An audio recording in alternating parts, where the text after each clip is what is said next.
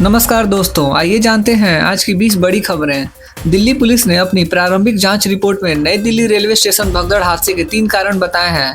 पहला कारण, कुंभ के चलते वीकेंड पर यात्रियों की भारी भीड़ थी। रेलवे ने कोई अतिरिक्त व्यवस्था नहीं की, अतिरिक्त सुरक्षा कर्मियों की तैनाती नहीं की और न ही सही सूचना देने के लिए कंट्रोल रूम बनाया। दूसरा कारण यह है कि क्राउड मैनेजमेंट की लापरवाही, हर घंटे 1500 जनरल टिकट दिए गए। तीसरा कारण यह है कि ट्रेन अनाउंसमेंट से भ्रम हुआ। नई दिल्ली भगदड़ हादसे पर आरपीएफ ने अपनी रिपोर्ट में बताया कि प्लेटफॉर्म 12, 13, 14, 15 और 16 पर यात्रियों की भारी भीड़ थी। स्टेशन डायरेक्टर को स्पेशल ट्रेन जल्दी चलाने की सलाह दी गई। प्रयागराज के लिए हर घंटे में 1500 टिकट बेच रही रेलवे की टीम को रोका गया। प्रयागराज स्पेशल ट्रेन को प्लेटफॉर्म 12 की जगह 16 से रवाना किए जाने का अनाउंसमेंट हुआ, जिससे 12, 13 और 14, 15 से यात्री भागने लगे और भगदड़ मच गई। नई दिल्ली रेलवे स्टेशन पर कुछ नियम बदल दिए गए हैं, तो आइए उन नियमों के बारे में जानते हैं। भीड़ बढ़ने पर एक सीमा से ज़्यादा प्लेटफॉर्म टिकट नहीं दिए जाएंगे। टिकट दिखाकर ही यात्रियों का प्लेटफॉर्म पर प्रवेश होगा। स्टेशन पर यात्रियों की सीढ़ियों और लैंडिंग क्षेत्रों में बैठने पर रोक लगा दिया गया है। लाइन लगाकर स्टेशन व ट्रेन में एंट्री होगी। फुट ओवर ब्रिज पर खड़े होने की अनुमति नहीं है।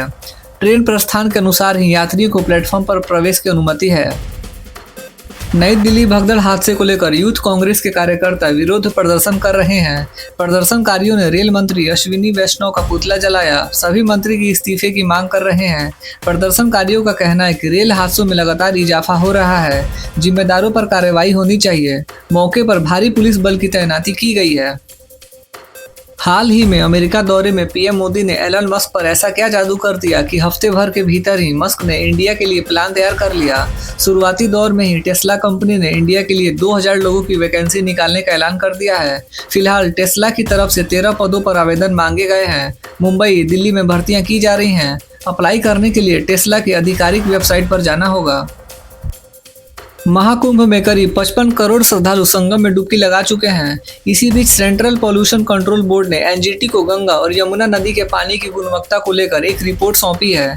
दोनों नदियों का पानी नहाने लायक नहीं है। संगम के किनारे लिए गए सैंपल में फीकल कॉलीफॉर्म बैक्टीरिया 1 ml पानी में 100 की बजाय 2000 निकला है। इस पानी को बिना प्यूरिफिकेशन किए इस्तेमाल नहीं किया जा सकता है। प्रयागराज में कुंभ स्नान के चलते टूरिस्ट वाहनों की बुकिंग में काफी तेजी आई है। मांग में बढ़ोतरी होने के कारण किराए में भी 30 से 50% की बढ़ोतरी हुई है। 45 सीटों वाली बस का किराया 1.20 लाख रुपए है, जबकि ट्रेवलर के लिए 60,000 रुपए वसूले जा रहे हैं। दिल्ली से प्रयागराज 700 से अधिक पर्यटन वाहन बुकिंग पर जा रहे हैं। इसमें 350 के करीब टूरिस्ट बसें, 150 टेम्पू ट्रेवलर व 200 अन्य टूरिस्ट वाहन हैं। पश्चिम बंगाल की मुख्यमंत्री ममता बनर्जी ने महाकुंभ को लेकर विवादास्पद बयान दिया है। उन्होंने हाल ही में हुए हादसों का हवाला देते हुए महाकुंभ को मृत्यु कुंभ बताया। उन्होंने कहा, सरकार वीआईपी लोगों को खास सुविधाएं दे रही है, लेकिन गरीबों को इसे से वंचित रखा जा रहा है। महाकुंभ में मची भगदड़, आग लगने की घटनाओं और अन्य हादसों में कई लोगों की मौतें हुई हैं। दिल्ली के रामलीला मैदान में 20 फरवरी को नई सरकार का शपथ ग्रहण समारोह होगा। बीजेपी नेता तरुण चुग ने कहा, दिल्ली की जनता ने पीएम मोदी को भरपूर आशीर्वाद दिया है।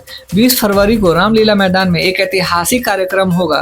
राज्य का हर व्यक्ति उत्साहित है। लोग हमसे संपर्क कर रहे हैं और कह रहे हैं कि वे इस ऐतिहासिक कार्यक्रम का हिस्सा बनना चाहते हैं। बीजेपी जनता की इच्छाओं को पूरा करने के लिए काम कर रही है। दिल्ली में नई सरकार के शपथ ग्रहण समारोह को लेकर बड़ी खबर सामने आ रही है। जानकारी के अनुसार आम आदमी पार्टी संयोजक अरविंद केजरीवाल और कार्यवाहक सीएम आतिशी को भी समारोह के लिए आमंत्रित किया जाएगा। धर्म गुरुओं और झुग्गी झोपड़ी के सभी 250 विस्तारक व प्रधानों को भी निमंत्रण दिया जाएगा। समारोह में 1 लाख लोगों को बुलाने की तैयारी है। दिल्ली की सत्ता हार चुकी आम आदमी पार्टी को छत्तीसगढ़ के बाद गुजरात से गुड न्यूज मिली है। छत्तीसगढ़ की कई सीटों पर निकाय चुनाव जीतने के बाद पार्टी ने गुजरात में हुए निकाय चुनाव में जीत दर्ज की है। द्वारका के सलाया वार्ड नंबर 1 और 2 में पार्टी के सभी प्रत्याशियों ने जीत दर्ज की है। जूनागढ़ की मांगरोल नगर पालिका के वार्ड 3 में आम आदमी पार्टी को लोगों ने पसंद किया है। यहाँ भी पार्टी के सभी 4 प्रत्याशी जीते। दिल्ली विधानसभा चुनाव जीतने के बाद बीजेपी ने गुजरात में एक और जीत हासिल की है। बीजेपी ने स्थानीय चुनाव में अधिकतर सीटों पर कब्जा जमा लिया है। आपको बता दें कि स्थानीय और शहरी निकायों की 106 सीट पर उपचुनाव हुए थे। गांधीनगर में बीजेपी ने घोषित 20 में से 19 सीटों पर कब्जा जमाया। एक सीट कांग्रेस के हाथ लगी। नगर पालिकाओं की 1677 सीटों में से 956 पर बीजेपी प्रत्याशी जीत हासिल कर चुके हैं। राष्ट्रपति द्रौपदी मुर्मू ने गृह मंत्रालय को आम आदमी पार्टी नेता सत्येंद्र जैन के खिलाफ बीएनएस की धारा 218 के तहत मनी लॉन्ड्रिंग का केस चलाने की अनुमति दे दी है। गृह मंत्रालय ने कहा था कि ईडी से मिली सामग्री के हिसाब से सत्येंद्र जैन के खिलाफ केस चलाने लायक पर्याप्त सबूत हैं। जैन को 2022 में मनी लॉन्ड्रिंग केस में गिरफ्तार किया गया था, जबकि 2018 की चार्जशीट में उनकी संपत्ति आय से 217% ज्यादा थी। पॉडकास्टर रणवीर अलाहाबादिया मामले में सुप्रीम कोर्ट ने सख्त टिप्पणी की है। कोर्ट ने कहा, ऐसा लगता है कि इनके दिमाग में गंदगी भरी है। कार्यक्रम के जरिए गंदगी फैलाने की कोशिश हुई है। सुप्रीम कोर्ट ने रणवीर अलाहाबादिया को फटकार लगाते हुए पासपोर्ट सरेंडर करने को कहा है। ठाणे पुलिस स्टेशन में पासपोर्ट जमा करवाएं, गिरफ्तारी नहीं होगी लेकिन जांच में सहयोग करें, ऐसा सुप्रीम कोर्ट ने कहा।